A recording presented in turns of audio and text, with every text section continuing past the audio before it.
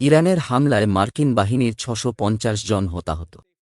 Islamic revolutionary guards corps IRGC মঙ্গলবার জানিয়েছে যে ইরানের ট্রু প্রমিস ৪ প্রতিশোধমূলক অভিযানের প্রথম ২ দিনে ৬৫০ জনেরও বেশি মার্কিন সামরিক কর্মী নিহত বা আহত হয়েছেন, কারণ ইরানি বাহিনী এই অঞ্চল জুড়ে আমেরিকান ঘাঁটি এবং যুদ্ধজাহাজগুলিকে লক্ষ্যবস্তু করেছে।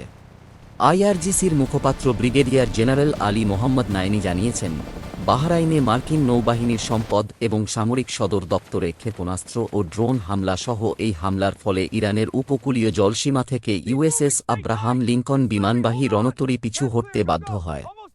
মুখপাত্র নিশ্চিত করেছেন যে ইরানি বাহিনী পারস্য উপসাগরীয় অঞ্চলে মার্কিন সামরিক স্থাপনায় ব্যাপক ক্ষয়ক্ষতি করেছে। যুদ্ধের প্রথম ২ দিনে ৬৫০ জন আমেরিকান সেনা নিহত বা আহত হয়েছে। জেনারেল নাইনি বলেন, আমেরিকানদের পক্ষে এই হতাহতের ঘটনা অস্বীকার করা বা গোপন করা স্বাভাবিক ছিল, তবে জোর দিয়ে বলেন যে ইরানি গোয়েন্দা সংস্থা এবং যুদ্ধক্ষেত্রের প্রতিবেদনগুলি এই সংখ্যা নিশ্চিত করেছে।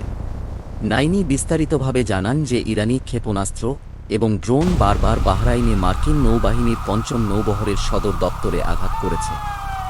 তিনি বলেন, হামলার একটি ঘটনায় ইরানি বাহিনী দেশটির একটি গুরুত্বপূর্ণ আমেরিকান সামরিক স্থাপনা লক্ষ্য করে হামলা চালালে ১৬০ জন মার্কিন কর্মী নিহত বা আহত হন। প্রতিবেদন অনুসারে ইরানি নৌবাহিনীর ক্ষেপণাস্ত্রের আঘাতে মার্কিন নৌবাহিনীর এমএসটি যুদ্ধ সহায়তা জাহাজটি ব্যাপক ক্ষতিগ্রস্ত হয়। আইআরজিসির মুখপাত্র আরও প্রকাশ করেছেন যে ইরানি নৌবাহিনী দক্ষিণ পূর্ব ইরানের চাবাহার উপকূল থেকে প্রায় ২৫০ থেকে ৩০০ কিলোমিটার দূরে অবস্থিত ইউএসএস আব্রাহাম লিঙ্কনে ৪টি ক্রুজ ক্ষেপণাস্ত্র নিক্ষেপ করেছে। নাইনি বলেন, হামলার পর জাহাজটি দক্ষিণ পূর্ব ভারত মহাসাগরের দিকে পালিয়ে যায়। অপারেশন ট্রু প্রমিস ৪ ইরানিদের বিরুদ্ধে ইহুদিবাদী সরকার এবং মার্কিন যুক্তরাষ্ট্রের চলমান আগ্রাসনের প্রতি ইরানি সামরিক বাহিনীর একটি উল্লেখযোগ্য প্রতিক্রিয়া।